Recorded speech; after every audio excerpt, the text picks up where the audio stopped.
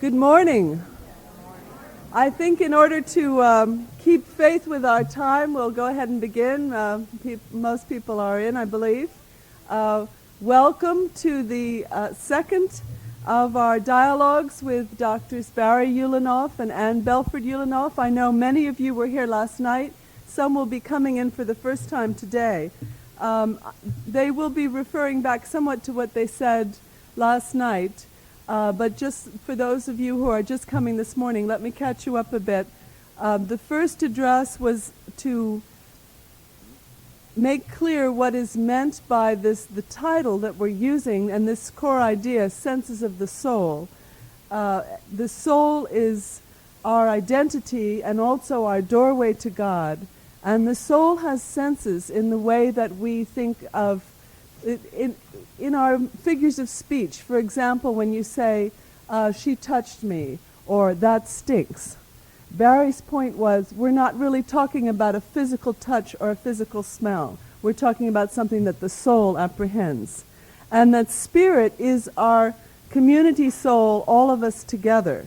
And they were challenging us last night to think of approaching soul by going deeper.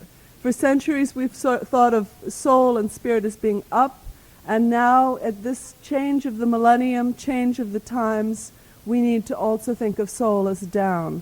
And one of the words that Barry spoke last night that's really stayed with me is this idea that hate is the surface of things. When you hate, everything is flat and surface. When you love, you go deep, you go down, you go to the core of what is real. These are some of the thoughts that they'll be picking up on today.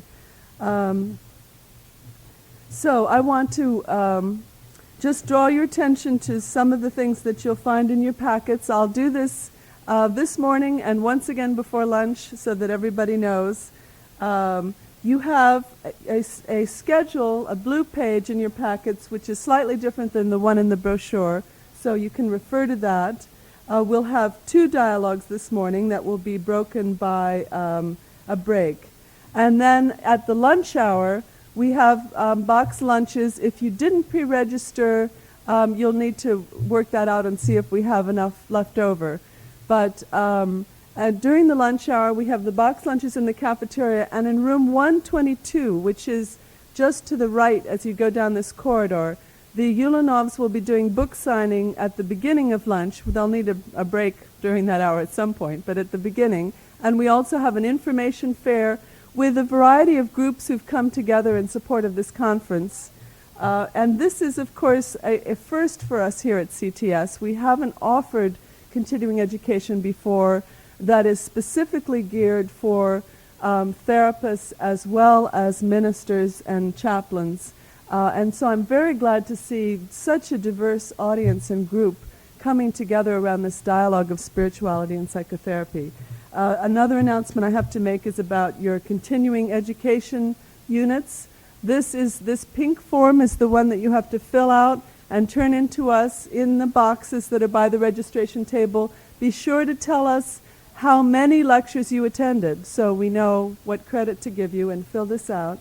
We also have a yellow evaluation form which we'd like everyone to fill out. We'll look at these very carefully as we decide whether to make this an annual event. So if you'd like to see us do that, please say so on that. And for those who can't be at all the lectures, we are taping, and this green form is to order tapes, $6 each. So if you didn't get to hear them all, you can hear them with that. And don't miss this little orange piece of paper which says 10% discount at the bookstore. I just got word that the bookstore will be open at the conclusion of the lectures. For those of you who are staying throughout the day, we'll plan to end around 2:30, but the bookstore, which is on the other side of the campus down this corridor, will be open from 2:30 to 3 if you want to hang around and look at it. It's a wonderful...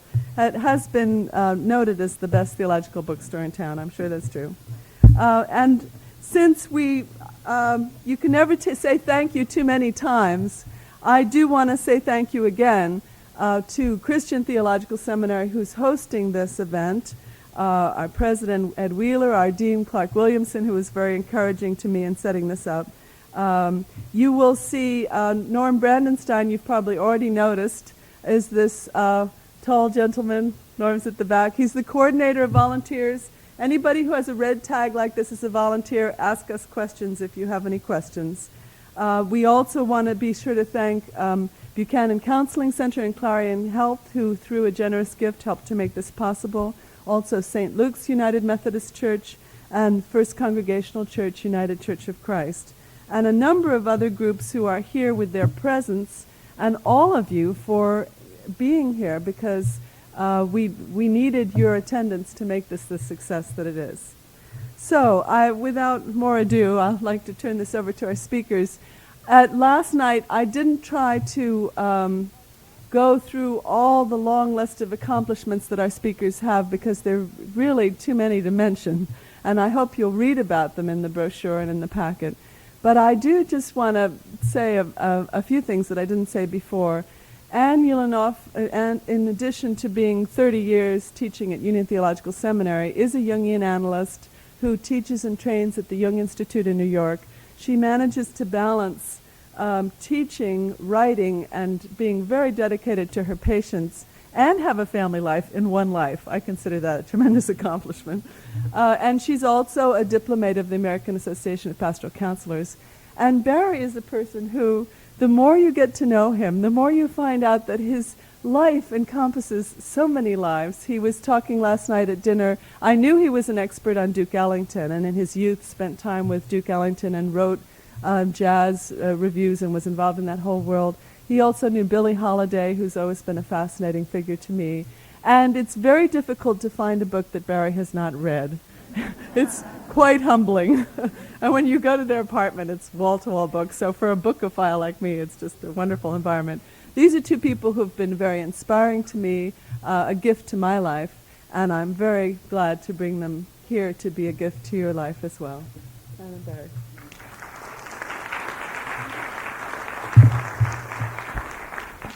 Good morning. Our schedule today will be somewhat like last night, except different timing. I'll talk, Barry will talk and show slides, and then we'll all talk, and then we get a break. The emphasis on this first section is on the sense of sight. Last night Barry was talking about the critical importance of really seeing the other.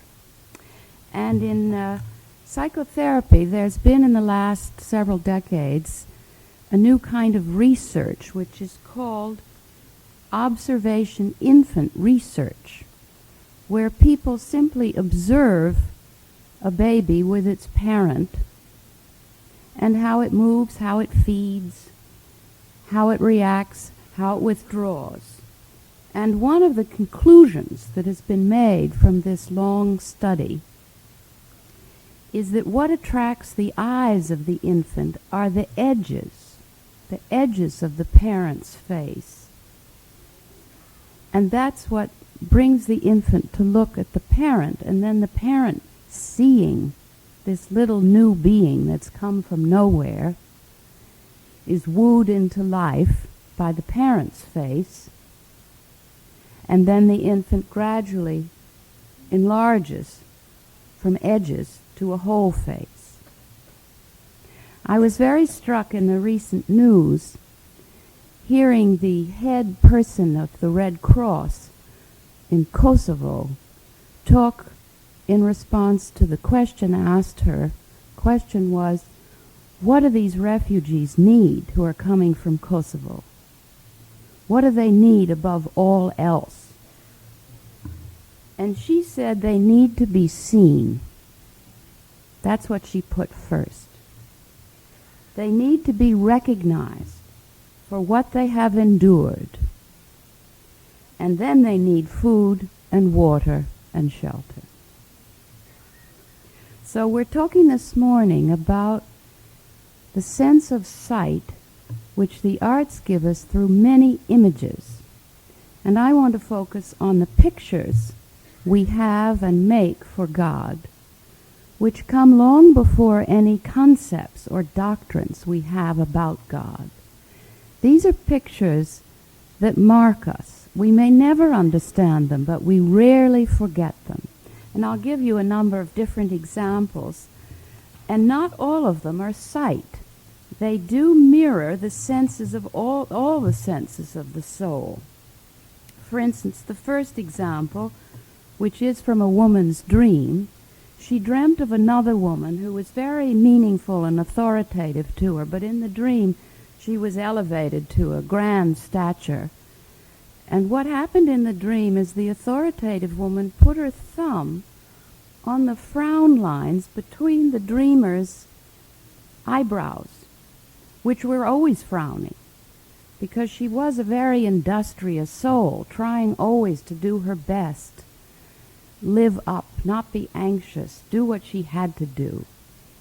And this dream marked her. She said it was almost a numinous experience, and she could still feel the touch on her forehead long after she dreamt the dream.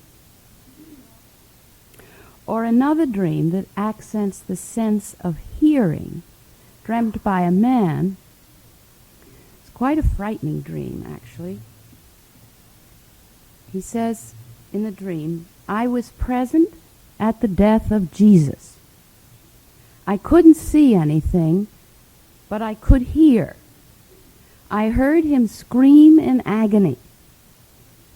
He swore and cursed and blasphemed God, and then he died. I felt a physical jolt go all the way through me, and I thought to myself, they never tell you this part. I felt, now I know a great secret, and it frightened my wits right out of me.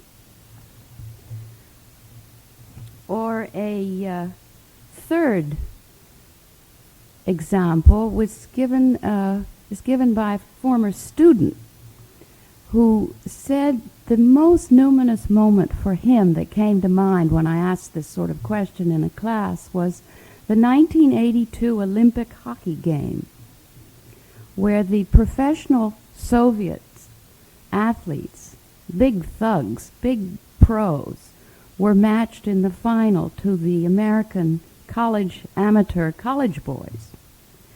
And he said it wasn't just the David and Goliath, because the Americans did win that game and that year. He said it was sitting up in the bleachers, and the whole design of everybody skating around in this oval circle.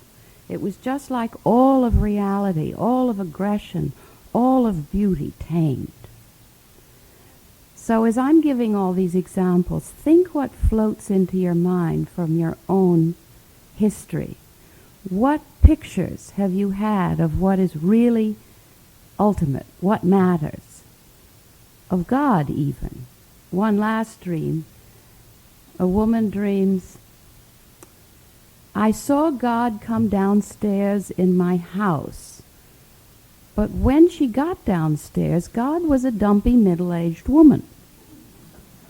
And it wasn't clear to me whether she was God or whether she was the one who loved God. And that back and forth, the two views, is what stayed as something she meditated on for many years. So think what you meditate on, because my point would be, from a depth psychological perspective, it is crucial to a spiritual life, or any kind of life, to garner into consciousness these pictures we make of God. And if it isn't God, it's a picture of whatever we put in place of God, that around which our life revolves. It could be a problem. It's that around which everything else circles and orbits. And if we do not hold in awareness these pictures, and these are our personal idiosyncratic pictures that say much more about us. They say something about what's beyond us, but they often say what we need to attend to. For example, the man who dreamt he heard Jesus cursing and screaming was in a great crisis of his life, leaving his religious order and maybe leaving his whole religious life. It did not turn out that way, but at the time he dreamt it, he did not know that. And what he'd hopped over in this leaving was how deeply he was suffering and how enraged and upset and hurt and mutilated he felt. So the dream brought him through the image of Jesus what he needed to integrate. But maybe it also pointed to something about Jesus on the cross. So these personal images we must gather like into a net of consciousness. Then we also have group gods. We have the god of sisterhood. We have the god of color. We have the god of sex. We have the god of revolutionary power. We have the god of psyche. In the last 2 or 3 decades, God's been red, dead, black, gay, female, political position, and psychological theory. Those are our pictures as groups of people that we throw at God. They're like a ladder. We climb to God. And then there are all the pictures that are in our official religion, that are through revelation, through Scripture. God is rock. God is refuge. God is fashion designer, designing the ephod in the Old Testament. Or in the New Testament, God is landlord, as dinner party host, as the woman searching for the lost mite. All of these are valuable, and we must, in our spiritual lives, garner them, gather them, collect them, brood over them. If we don't, we get a religion of words. We know about spiritual things, but we don't become one with them. Experiencing them precedes knowing about them. So if we settle for knowing about these images, we get a kind of schizoid religion that floats above the living word. It's words, words, words, but it doesn't change anything. And it's a struggle with these images because they may be counter to what our tradition says. There's a gap between our personal images and the official images we inherit from our religious traditions. And we need to feel the two coinciding points of view there and feel their conflict or their compensation or their complementarity, whatever the relation is. Similarly, however, all these images from Scripture, from Revelation, from the history of the worshiping communities, as well as the idiosyncratic personal images, as well as our group images, these are all human images of the divine, and they don't cross over to the divine. There's a bigger gap between them and what they point to. So on the one hand, recognizing them, meditating on them, anchors one's spiritual life. And these images come through the psyche, and they're often quite shocking. If you want to push me, I'll give you some shocking ones when we talk. I thought I ought to be on my best manners early in the morning and not throw them at you, at least before lunch. The other problem, though, if it's opposite to rising above these images into words, words, words. These images are potent. They're powerful. We were talking last night about plugging into a high voltage wire. These images are very compelling. We do not forget them. So the opposite danger is that you can fall into the soup. You can fall into identification with these images and be ruled by them. And we have really frightening examples of that. Not just poor souls who spend half their lives in a bathrobe in a back ward somewhere because they think they're the new Christ or the new Mary, or as we were speaking last night, such people are now let loose without any sufficient provision made for them. And in my city, you find them on every corner of Broadway, yelling out the new prophecy and challenging you on the street sometimes. Do you believe this? In addition, though, these images can capture us as we live ordinary lives. It might be a problem around which our whole life orbits, which acts as God in our daily life. And it completely makes us revolve around a recurring anxiety attack, a recurring depression, a recurring drinking problem, a recurring compulsion of one kind or another. Hiding in that issue, that image, that problem is an image of something that needs to be rescued into consciousness. That's why it repeats. In addition, if we fall into identification with our own God images, we bully our neighbors usually. It's the source of theological sadism. I'm identified with this, therefore you ought to be identified with this. Or you're damned, or you're outcast, or you're whatever's bad. This is not to garner and gather and collect and meditate on these images.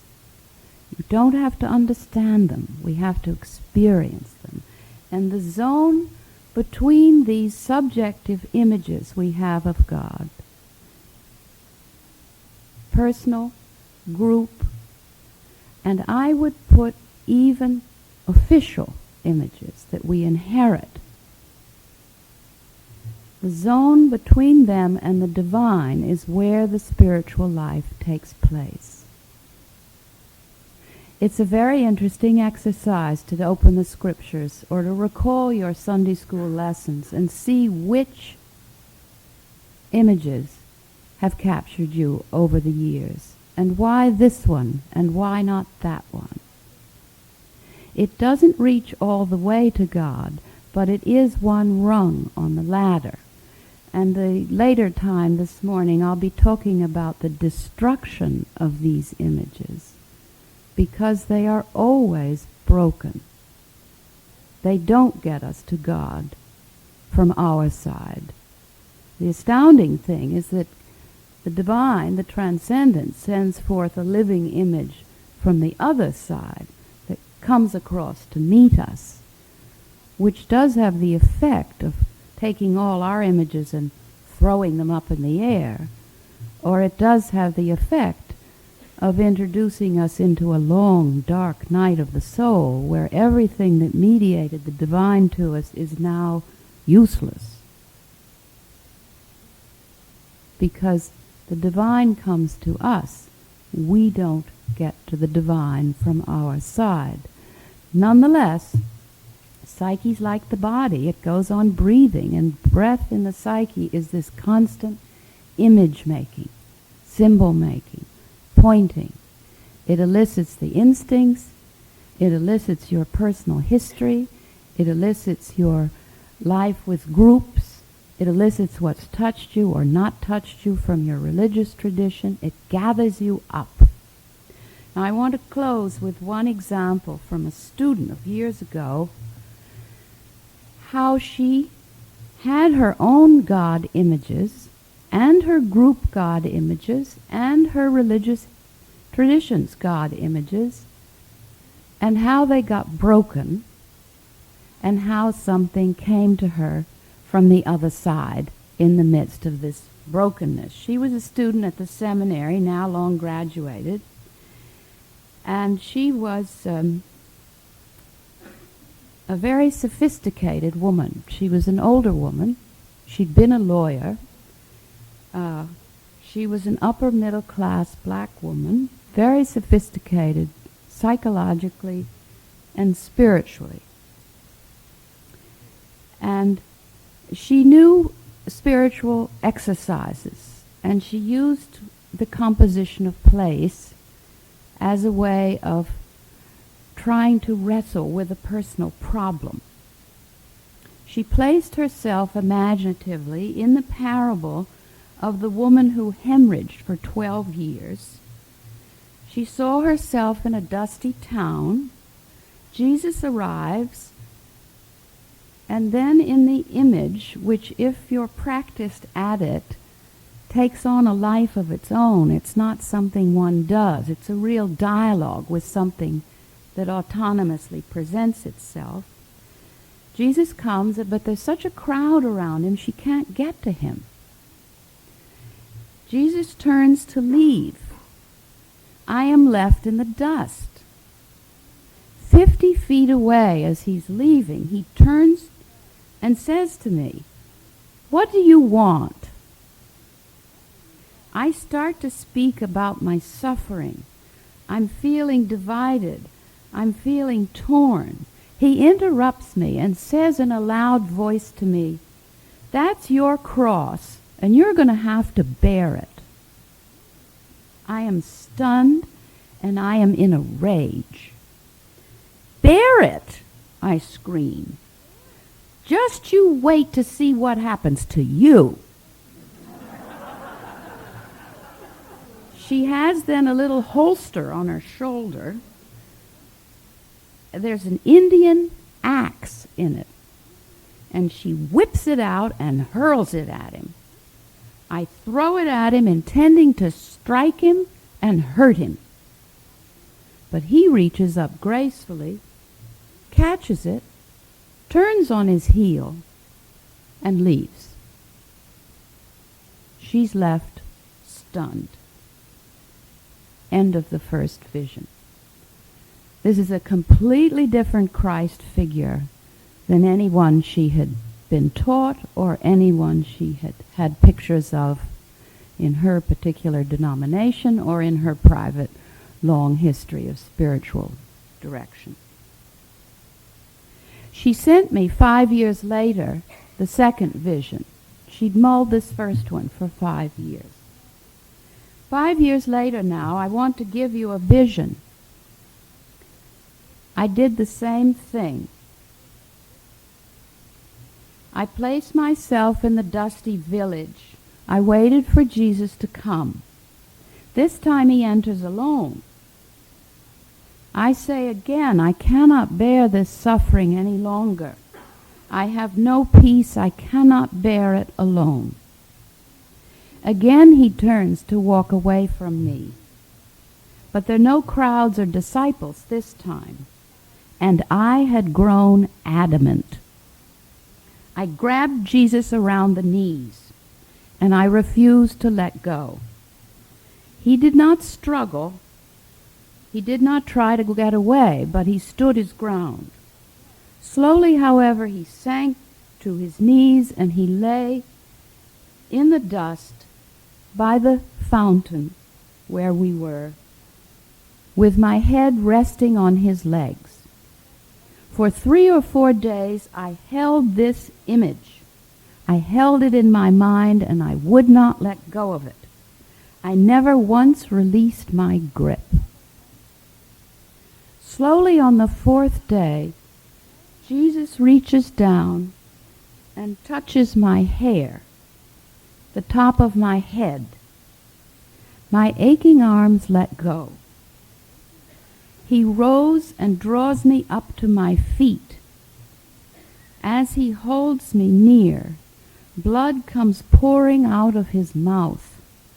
It covers me, bathing me from head to toe. Then the blood pours into my mouth, and I think, surely I will choke. And that was the end of the second vision. She wrote then, some months later, you see how long she had to brood over this.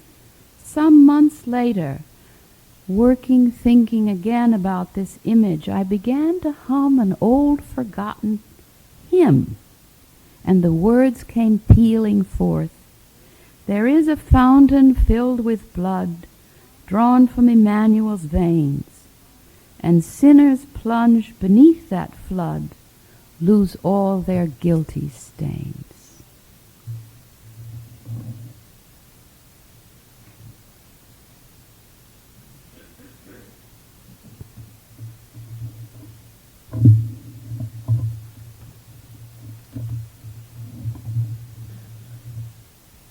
We've been talking about reality.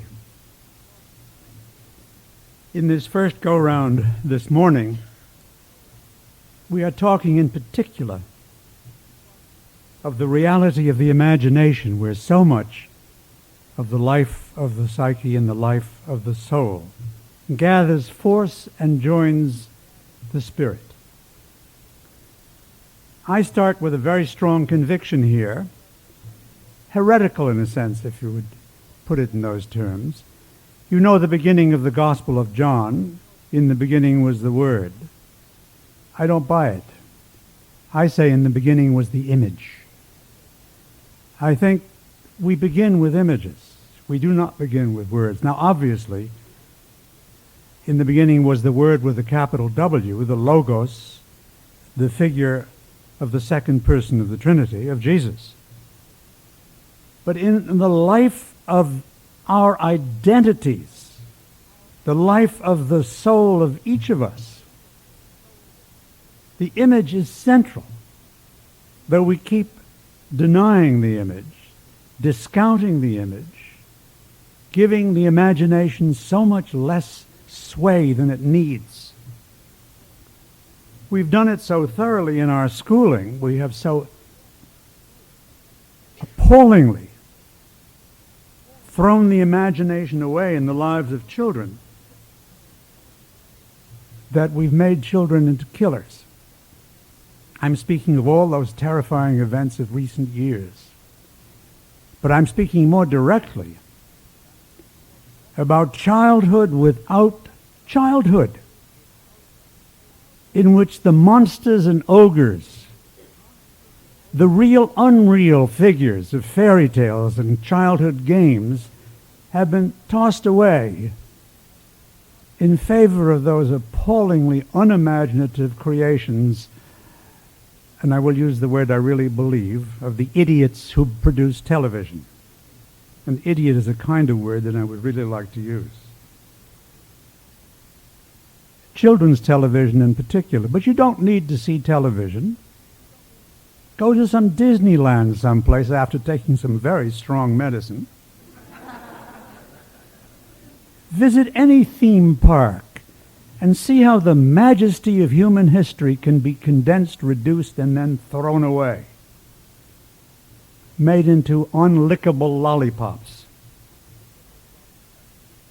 In the imagination, things are seen in themselves. It makes no difference how we meet them. In dreams such as those Anne was describing, in poetry,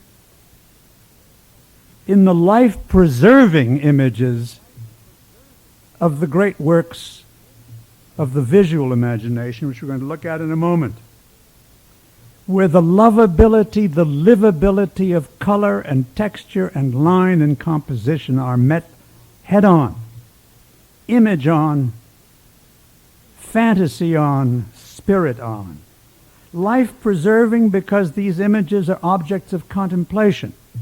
They inhabit us if we reach out to them and let them reach into us.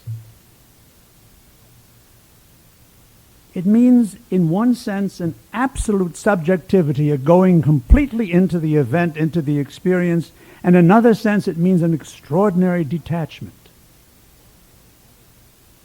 There is no way I know that meeting an image really works unless you can do it both ways.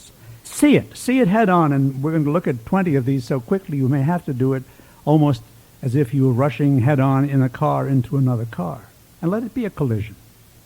It should have such force. But also you must take it apart, the image, this image, when it is an image of such majesty, of such moment.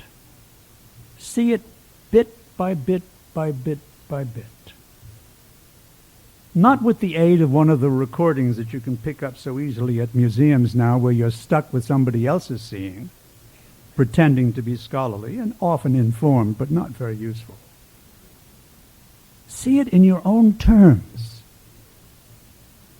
As we were able to see yesterday, some of the extraordinary images that are gathered in your Museum of Art here, sometimes not well presented. You have 2 frescoes here from the 12th century from a church in Spain that are extraordinary, but they deserve twice the space they're given and should not be crowded in with other images, however good.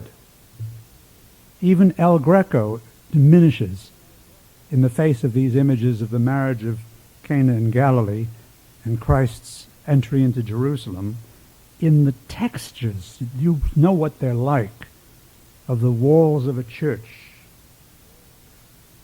So bump into these now and stand aside from them. See them, and I'll give you just a few words more to suggest how we see images, with the kind of reality that in our time, every once in a while, a poet has been able to gather up so that we really see in all the sense of the soul that seeing represents. There was a short-lived English surrealist named David Gascoigne, at least short-lived as a working poet, who had always about his work the image met head-on.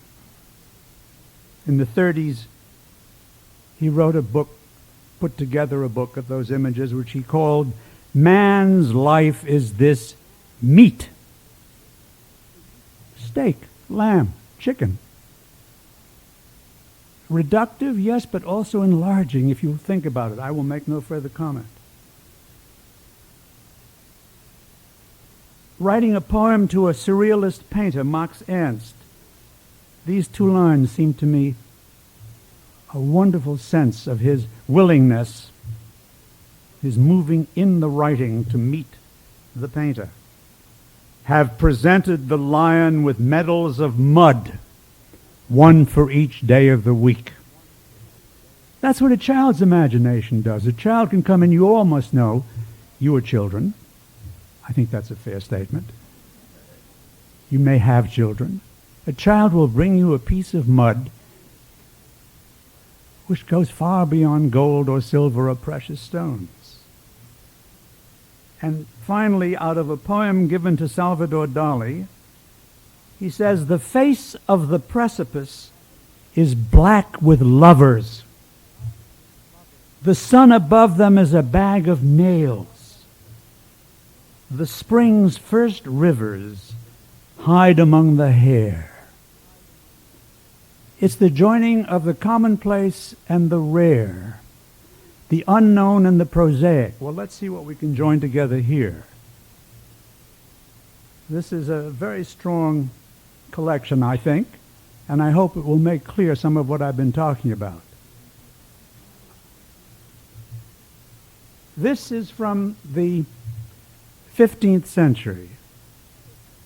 It's one of my very favorite paintings on earth. It's Carlo Crivelli. It's his Annunciation. I always start with, but I know it very well, with one little detail. Can you make out? It's hard to make her out. And we'll point to her. See that little fat-faced girl? It's wonderful to have her blown up. I don't have a blow-up of her. She looks on simply astonished. What the devil is happening here? This is a Tuscan street. It's a Florentine street, I believe. And as you see, Gabriel is coming. He's got the necessary wings, but they don't mean very much. To see Mary in this all-purpose room, kitchen, living room, the works. And he says, I've got some strange news for you. And all around, the world looks up and takes notice. You see that the figures have peacocky, snaky associations and very human feeling. The announcement is not an announcement out of touch. It's like a precipice black with lovers. It's an ordinary world suddenly thrown beyond any of the dimensions of earth as we think of them. It is the event. God will be made, is made man. But he isn't made man, he wasn't made man in some odd place hidden from us, but right in our midst. That's what we must see. This is from Fra Angelico's Last Judgment. And what he does that seems to me so very important, more important than any of the scriptural illustration, is once again to present the human dimension, the coming down of this enormous moment that goes beyond all comings and goings forever. So he has a monk like himself, it isn't he, but it's somebody like himself, caught up in it, very much there. A Franciscan and a Dominican, in fact, rival orders of preachers in the 14th and 15th centuries for a while, drawn together, made one in the glorious moment when all that has ever been will be summoned not simply to be dismissed to go down in the worst sense or to be welcome to go up in the best sense, but drawn together. And I play on the word drawn as a painter draws, lined up. This is Giorgione's The Storm, it's usually translated. The Italian is stronger. A similar word, la tempesta. But it is tempestuous, and it invades that curious, marvelously female presence on the right-hand side of the picture. Giorgione was a contemporary and friend of Titian, and there was a time when people were writing PhD dissertations to make clear that Giorgione really wasn't Giorgione, he was Titian. Titian would have been perfectly delighted to have this picture credited to him, but it was in fact Giorgione's. And what he's trying to say here, and I'm not giving him a specific storyline, but suggesting what seems to me clear in the picture, is that nature itself is invaded again and again with the art event, with the art experience, with the creativity which I associated last night and must always do so with the creator, the creating spirit. So you have here past, present, and future in the dimensions of space. And the suggestion of time, nothing suggests time so ineluctably as the coming of a tempest. It comes down, we wait for it, we struggle with it, we fear it, and then we live through it. So you must do with this what you do with the metaphor of storm, of tempest, of the tempestuous invasion of the body, and it's the body that's given to us there. See it head on, breast on, foot on, as it is, and then take it apart in one of the great fantasies that give our lives such unction. Here we have Rubens in a moment of great feeling, illustrating the 7 deadly sins. This is avarice. But again, he's not simply saying, see what a disgusting thing it is. He's saying it comes to us. Look at both the great figure of the goddess above and the terrified figure of our representative, the one who, like all of us at some time or another, feels greed. And not simply greed for money, but greed in the deepest sense, the one that Aristotle and Cicero and Dante after them insisted meant that we were trying to make barren, sterile metal breed. Horrified as we haven't been in millennia by the terror of usury, making barren metal produce which it cannot do. That is to say, making the empty act as if it were not recognizing that when we invest in something, we invest in persons, in activities, in dreams. Thus Rubens' consternation for us to see. And that's what's written on the figure below. Horrified not simply at being accused, but I think recognizing that it's a just accusation. This is the conversion of St. Paul. You remember when he was thrown from the horse, when suddenly he recognized that here was his God, who was in fact God. This is Rubens again. And I just wanted to show it for that same moment that we met a minute ago, met it in one way in Fra Angelico and another way in the previous Rubens. It opens everything up as we also met it in La Tempesta of Giorgione, it's a great burst. We all have such conversions, and if we're fortunate, if we will open ourselves in consciousness many times. And when they occur with that much, the wonderful French word, éclat, with a marvelous, marvelous burst of feeling. It isn't often that a canvas can be so electrifyingly alive with feeling. Now we jump into our time. This is Henri Matisse. Prosaic title, The Piano Lesson. I'm going to show you quickly a number of windows into life that is lived. And I suspect this little boy isn't very happy doing his exercises. You see that sort of dark look as the shadow reaches across his right eye. I'm sure he's feeling there what I felt day after day doing my violin exercises. Who the hell, and that's the word, ever devised these horrible things? What could I have done to deserve this? But you know, in the exercise, C minor, the Prokofiev Fourth Concerto for the left hand, you sit there appalled at what you have to do, and then you are suddenly all illumined, and that's what Matisse has done. The light that comes from that window is the light of ages. It's the light of what is always present if we're open. And see what we do with windows. That's Matisse again. It's one of my very favorite paintings. It's at the Phillips in Washington. It's just an interior with curtains and fruit and leaves. And it's the opening to openness. It's a man who lived a life with ever-increasing intensity, always looking through windows and beckoning to us to follow him. We're always opening windows. That is, if we haven't been condemned in one of those terrible environments where the windows don't open. Think about that for a moment. The United Nations building in New York hasn't got a single window that opens. It's a fitting punishment. This is a window that's open all the time. It's the window of the soul.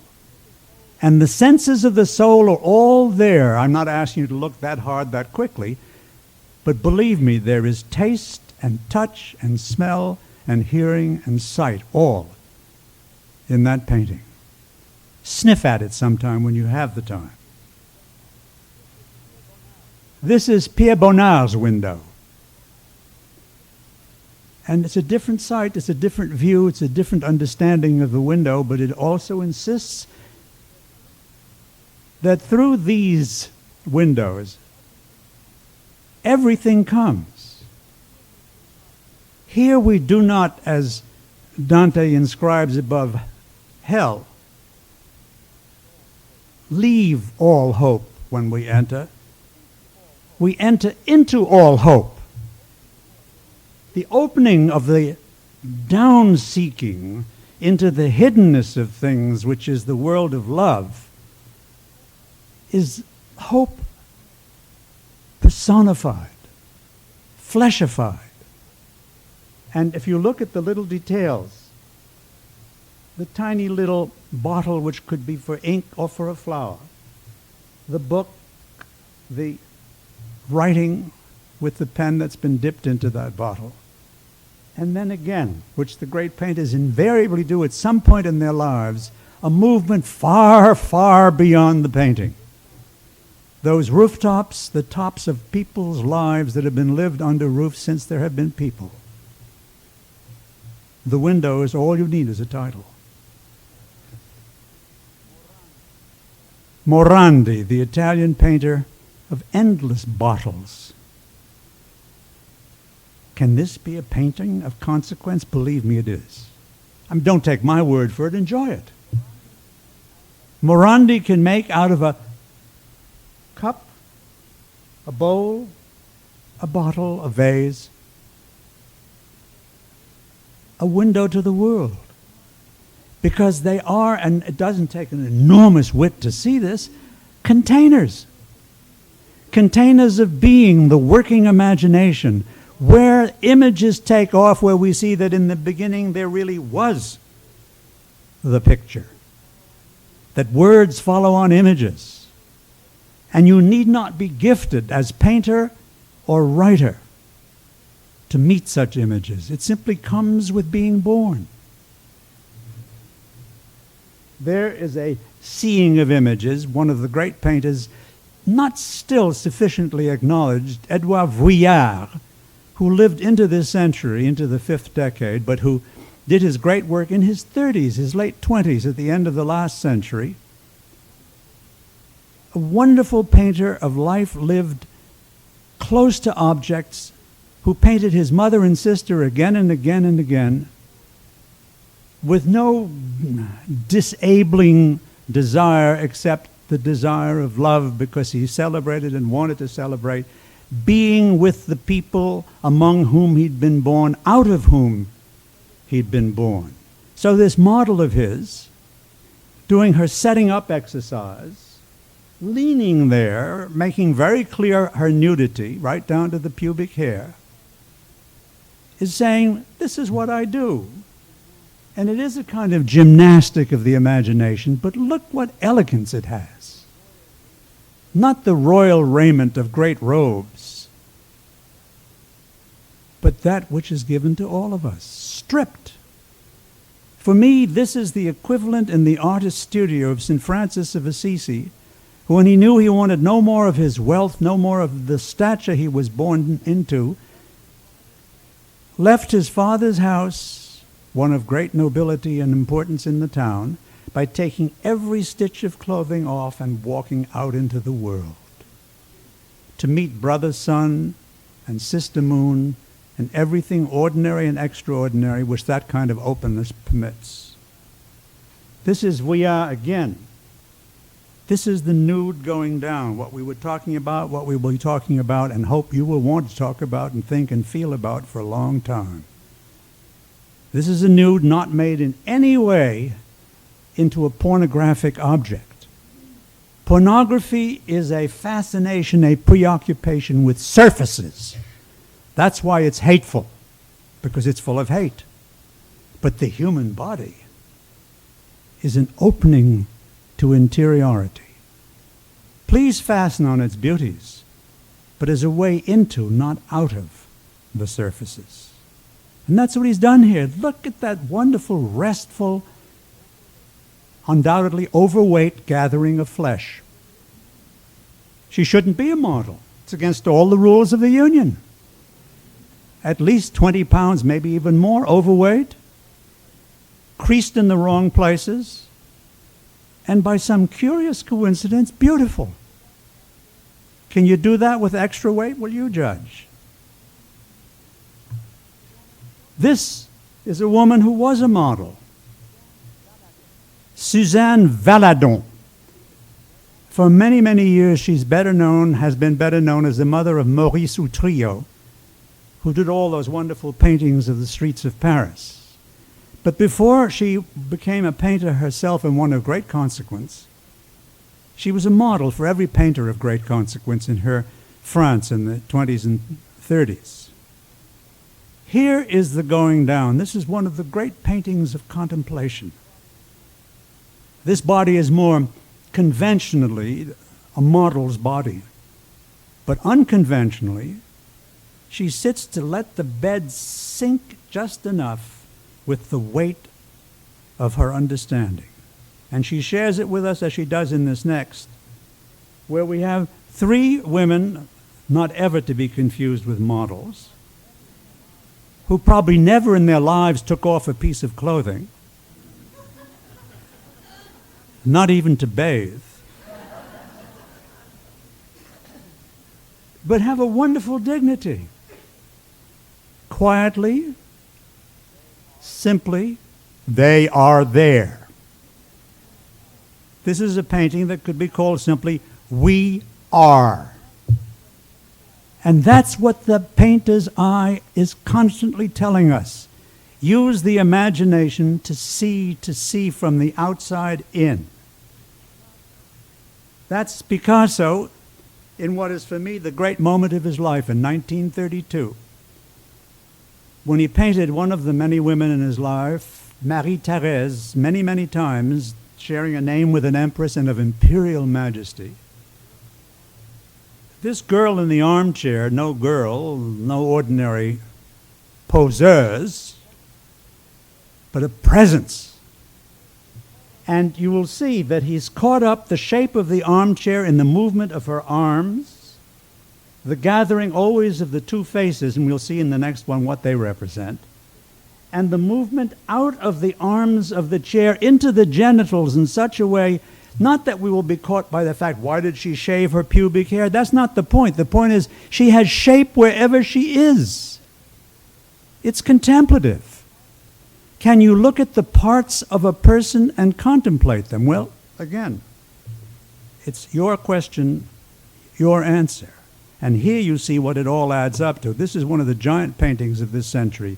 Girl before a mirror. The heads are sun and moon. They're the periods of a woman's life, the menses. The mirror, like the girl herself, is womb-shaped. Contains everything. Here are Morandi's bottles and containers. Here is Giorgione's Tempesta woman. Here is the Last Judgment. Here is Crivelli's Annunciation. I look at myself, this extraordinary creature says, and I see everything in creation that every day in the week, every month in the year, with that incessant regularity proclaims the ticking and tocking of time in which we go beyond time. This is how the imagination works. It can even gather up, you see the background, the details of all over design of such prosaic lack of interest in itself, and make them a part of the majestic proclamation of the imagination.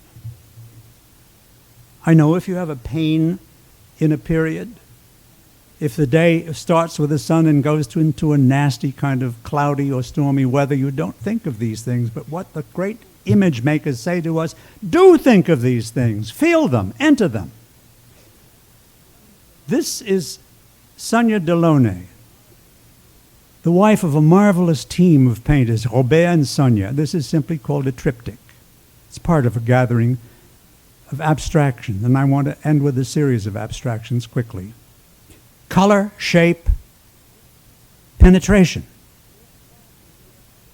We're following here the dictates of Cubism, where Picasso and Braque and Juan Gris and so many others said, look, when we deal with canvases or papers,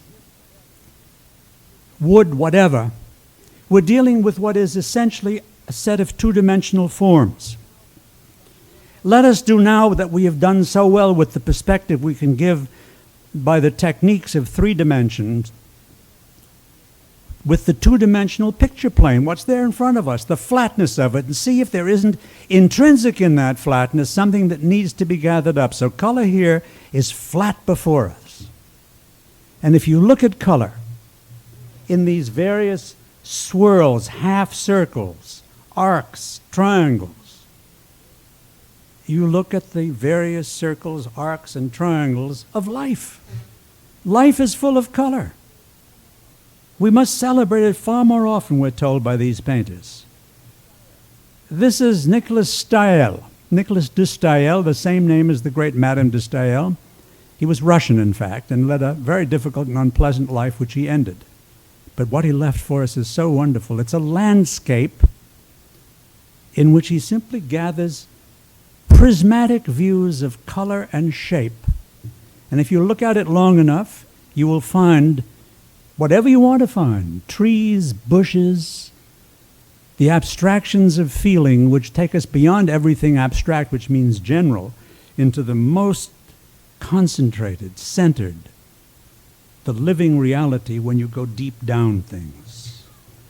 And another of the same group, these are the Russians in Paris after the last World War. This is Polyakov, called Serge in Paris, but Sergei, to those of us who insist on pronouncing his name as it should be in Russian. also just compositions of shape and form and size. All of his work looks 20 times as big as it actually is. We have one of his, for example, a marvelous lithograph, which isn't as big as that one on the screen, small enough to go into a small hall, and every time I look at it, I feel as if I'm looking at something that goes on to the edges of the universe.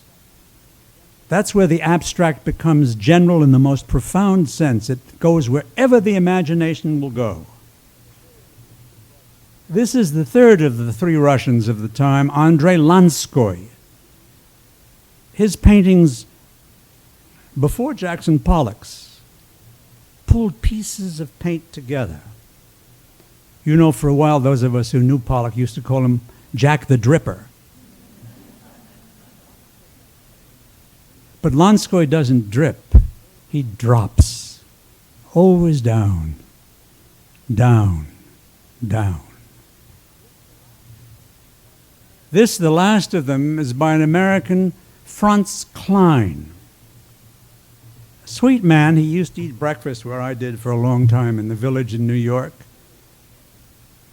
Huddled almost, and you see some huddling in his paintings, but fascinated by the calligraphy a canvas could contain, where the forms that we give to letters have been looked at for their intrinsic depth of meaning.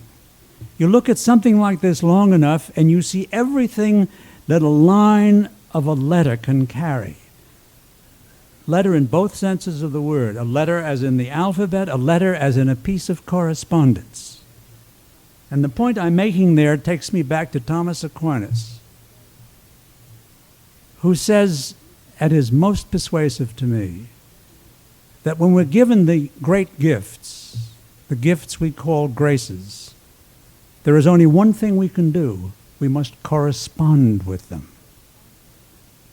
And the correspondence, I'm saying to you, I think these paintings say to you, I think Franz Klein here says to you, is a correspondence with letters, which are the letters of the alphabet, and the letters in which we speak out of our psyches and spirits to whomever.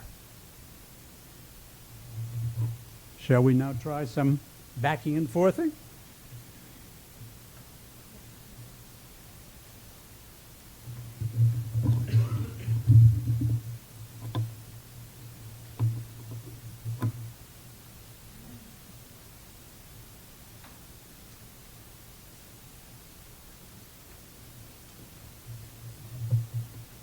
What comes to mind? Send us a letter. I have to say that last night someone said, I hope the Ulanovs understand that here in the Midwest we're very polite and we just don't throw ourselves at towards the front to ask questions. Maybe we should invite you to pretend you're New Yorkers for a day. Push forward. Feel free.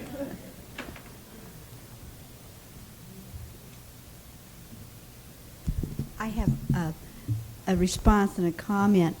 I feel kind of out of place amidst psychologists and therapists being an advocate educator, but thinking in terms particularly in reaction to things such as Gardner's 8 intelligences and other multiple theories.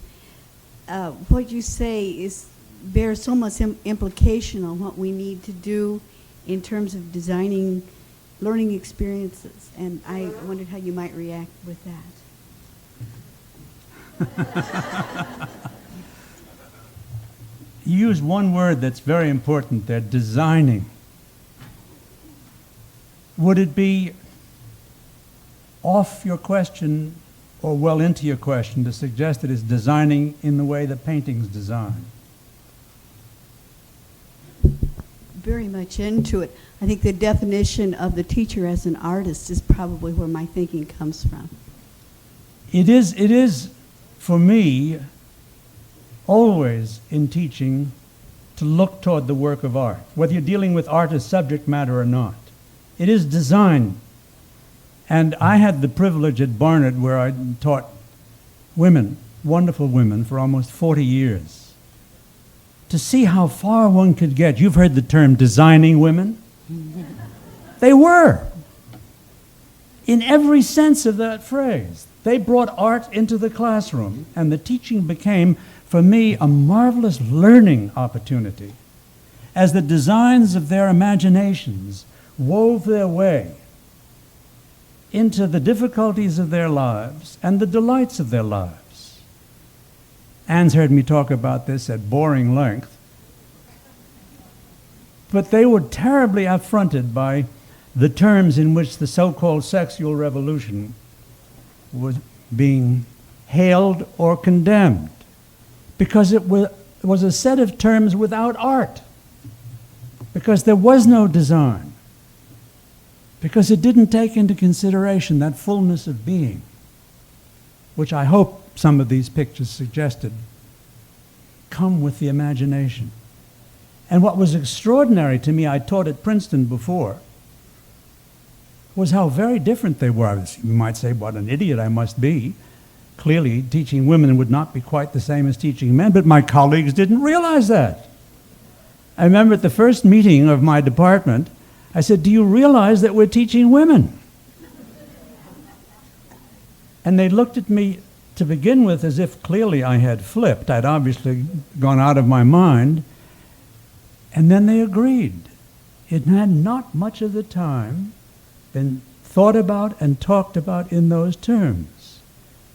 Never mind to say it's a form of condescension or a form of idolatry. Just recognize that each person you deal with, male or female, is separate from all the other persons, and the designs will fall into place. I would add to that the teacher needs to imagine the designing ways of each student's mind, which of course is much easier if you have smaller rather than huge classes.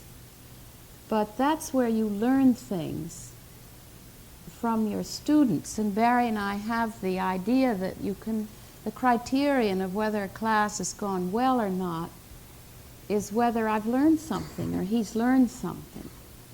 It may look as if it's gone well, but if you haven't learned anything, then it hasn't gone well. But where that life comes from, I experience, is the meeting of the sort of plates of the student's mind, and each student's mind is different. And it's what you learn from how they learn that teaches you. But when different students talk in class to each other as well as to me, the meeting of all those differently designed imaginations creates something in the classroom that starts something going that's unconscious, but it's like an underground river. It reminds me of Urs von Balthasar on prayer of the contemplative orders. He says they're like underground rivers, and nobody knows about them. But over here a tree springs up, and over there a geranium blooms. I think in teaching, if you're open to the multiple ways people learn, and then of course you're responsible bringing all the material and the various levels, different types of material that can be brought, the more fructive it is. But it's this meeting out of which comes new things. New things come in. Ideas or insights or images occur to you that you cannot get on your own. I think it's the same in worship, same in preaching. It's that. It's like the dream with feelers. Something's going on under the surface. And if you read the earliest theologians, you see it in bas-relief, because their minds are so imaginative, and they tell these hilarious stories about this and that in the Bible, or they'll get stuck with some image and amplify it to an impossible distance, but then it makes your mind come alive in your own way.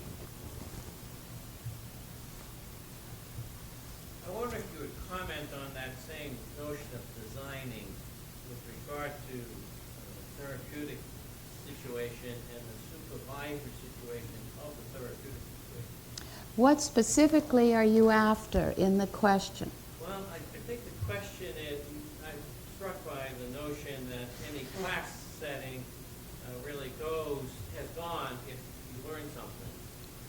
So I think it's the question of how the therapist enables growth with the client, how the supervisor enables, I like the word design, but enables growth with the therapist who's being supervised. I'll take the therapy situation first. Everybody heard the question?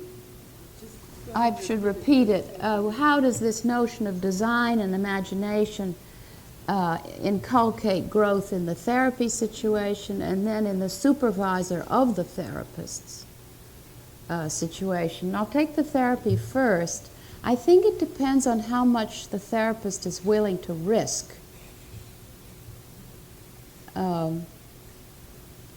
If I'm identified, remember last night I talked about 3 different meanings of transcendence. If I'm identified with my theory, which may be a great theory, that's what frames the hour.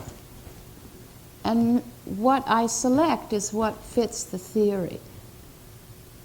If I'm open to what transcends my ego identified with the theory, then I may be surprised. I may even be shocked. Something beyond the ego will come in. But if you go to the 3rd meaning of transcendence, where the transcendent transcends everything we know, it's the same with the God images, subjective, group, official. And if you really know in your pores, with your touch, your taste, etc., all those senses, that this is a happy fiction that we've all made up to make the hour work, it's ridiculous. And all you need to do is get a whole bunch of analysts together who have different theories. You see, we're all just throwing tomatoes at each other. So it's how much you're willing to risk. If you can risk it to that 3rd level, then anything can happen. And it isn't something I'm doing. That's the change in the ethics. It's no longer helpee to helper to helpee. I haven't got this thing which I'm going to give to you.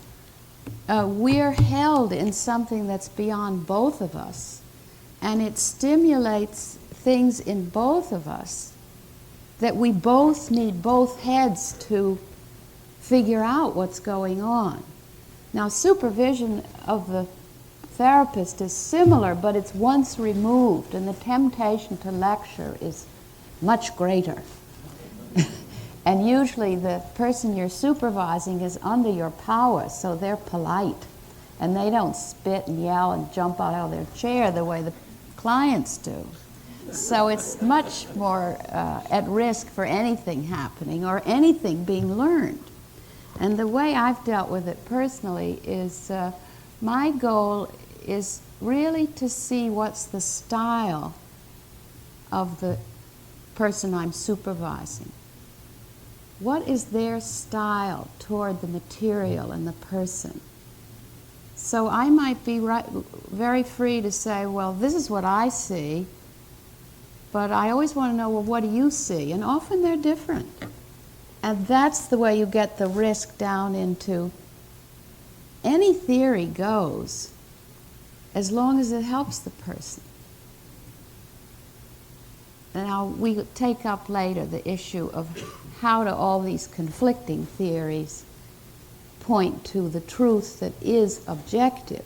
I think there is an objective truth, and there's an objective way for each person, but you find it only by subjectively creating it. So it's that paradox again that makes you feel sort of crazed when you think about it, but when you experience it, it's very spacious. I'd just like to add a note. The parallel experience I have, I do spiritual direction. I couldn't do analysis, as Anne keeps reminding me. I would say at every single session, "What, that again?" Yes, Barry would say, but we covered that last week. He's hopeless in this. But see, the directee in spiritual direction is more imaginative. Oh, well. In a sense. In a sense. Now, don't misunderstand me. I'm not talking here about a hierarchy of persons. In spiritual direction, you've got somebody more naked than any picture can ever expose you to. But what you're asking about is what's involved in Anne's crucial word, risk, is the material of the design. You come again to learn, but if you come teaching out of art. You come to design out of this extraordinary material which you share, because in spiritual direction, as distinguished from psychotherapy, there must be an absolute ground of shared conviction, otherwise you have nothing to offer. But you must risk, you must design, you must know that out of a painter or a composer or a poet, there may be as much as out of a work of sacred scripture. And you go in no matter how high your head, recognizing you will be humbled once again because there's so damn much you don't know.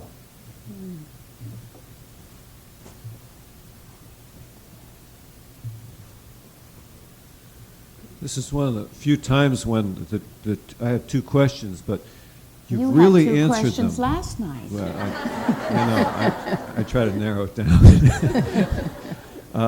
You've really answered my questions, but if you can't hear now throughout the rest of the morning, I'd like to hear more on it. And that is, I believe in talking about God, we have to invent an image beyond the image. I don't know how we do that, but I think it was being spoken about in the vision, the images. And second, I'm a chaplain with incarcerated folk in segregated units that have a lot of anger, have a lot of testing, a lot of, and the risk is how do we find an honest dialogue without me, with my buttons getting pushed, and then I turn off the possibility of communication or dialogue or even images. Maybe it's a big question, but sometime this morning I'd like to hear you. Well, Anne can deal with some of the nastier associations, but also very, very important ones. For me, what you ask about, you're right, the last slides in particular, were a movement into the image beyond the image. But you never go beyond something without taking up what you're going beyond. One of the most, I think, unfortunate aspects of spiritual pride is our unwillingness to accept that we can only go so far. We really don't know all that much. And imagery, especially images of God, supports the best kind of humility. Not the piosity for which I have nothing less than contempt, but a bowing of the soul before the fact of the Spirit, where you say, it can't be pictured. But what an extraordinary thing that so simple an idea as God creating by putting his finger on man's finger, the Sistine Chapel, can have such continuing strength. It's a child's image. It's creation as a very little child would see it. It's cartoon stuff. But there was never a day at the Disney studios they came up with this kind of extraordinary profundity, and at the same time you can capture all of that as Mark Rothko did in the triptychs he did for the Dominial Chapel in Houston. It was his duty there, as he saw it. I spent a day with him when he was just about to send them off, to capture something of the mystical. What an assignment, huh? He discovered the only way he could deal with it was to paint black on black. It took him 9 months, he told me, to get the right black, just painting black on black on black on black. And the paintings are not bleak. They're alive. as they take us to the images that go beyond images. Isn't black a wonderful way to suggest that? He wouldn't even put a frame of a conventional kind. He painted a color I don't know how to describe. He used acrylics, and it isn't quite as he originally painted it when I saw it in the studio, but it's very close still in Houston. I don't know what the name for it is. It's some range of burgundy to fuchsia. And it's just right, because you look at it and see color beyond color. Theologians and people who spend much of their life in spiritual discipline come to exactly what you're asking about, where the images of God, inherited or homemade, break down and collapse because they're finite, or because they've been very successful and you've sort of used them up. And Eckhart talks about the God behind the Godhead. Augustine, that great lover of the Trinity, talks about God who is the Trinity and surpasses the Trinity. The imagelessness of the Zen Buddhist is also an image of what cannot be articulated conceptually or even imagely. So if one goes that far, and I think anybody who tries to pray most of their life will be delivered into that place, what is all the build-up for? Probably stamina to sit there and see what happens. Now, in your work, with your second question, you're in a situation where people are sitting in darkness of another kind, not the gleaming blackness that Gregory of Nyssa says is the apex of the spiritual ladder, but the beginning blackness of riotous, chaotic, furious, hostile emotions. And that is a tremendous risk that you would be putting yourself into, because of course your buttons will be pushed. Anybody's buttons will. It helps to know where one's buttons are. That's a big help. Oh yes, that's third from the top. That's that problem I have. What one needs there are containers so that one isn't ridden by the waves but can ride them. But there's no hope if you're trying to get rid of the waves. Doesn't work. So I think actually of Jung's discovery of his own method, it might be useful to you. All of us know this level of chaos. Some of us are pushed there by problems or breakdowns. But the chaos is nature. It's, Jung says your psychic life, your spiritual life has to come out of the slime. That's where we come from. If it's not connected to the slime, it's no longer fruitive. It's just knowing all about it. So chaos isn't bad. It's just another order of being. And his method of dealing with his own chaos was suffer the emotional turbulence, the tempesta. Get an image for it. Sit with the image. Meditate with the image. Then translate it into some idea, some concept, some whatever. So that if you were doing some exercise like that in these meetings with such angry persons, it will change the atmosphere. You don't have to say a word. And it's no longer helpy to helper, or helper to helpee. It's meeting at this basic level that transcends the ego constructions. But the second time I'll be talking about destructiveness, so it might also be more food. Let's take one more question and then go to our break. In some ways, you've already answered the question, but you talked last night about T.S. Eliot and time being both present and past, and the merging and transcendence, and then eternity meeting present here in the paintings today. And I've been thinking about the resurgence of literature in the area of past life experiences and regressions, and of clients experiencing spontaneous experiences within that area, and wondered if you would speak to that phenomena.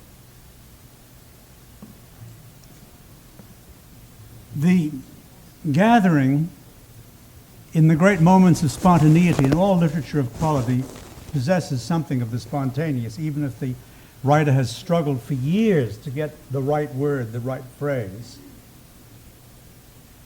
But it can't be a pretended spontaneity. You can't just say, now this will show them how much I am open at the moment to the moment. Having spent 3 years crafting that pretense of spontaneity. There is no democracy in these things. You can't say, I'm going to be spontaneous and have the creative spirit suddenly present you with it.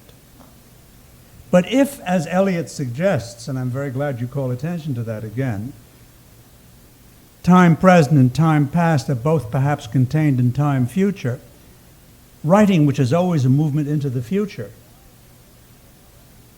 will be alive for you, because however successful that moment is, however spontaneous or unspontaneous, it will have some gathering out of the past or the present.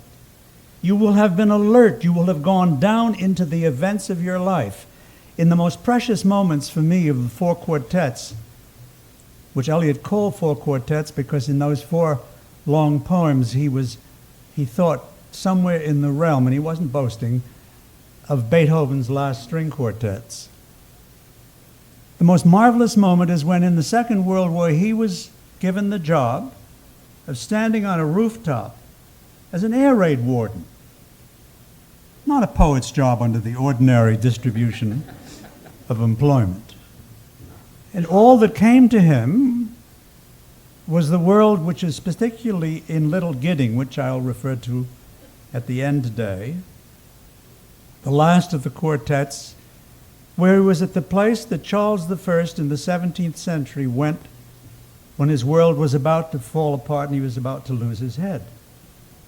The past was so much alive that in nothing more present in our imagination, bombs dropping around him, the V2s from Germany, he was alive to what he might do in those words for people in the future. I don't know whether that answers, but it's at least something that your question stimulates in me, and then perhaps we can talk more about it.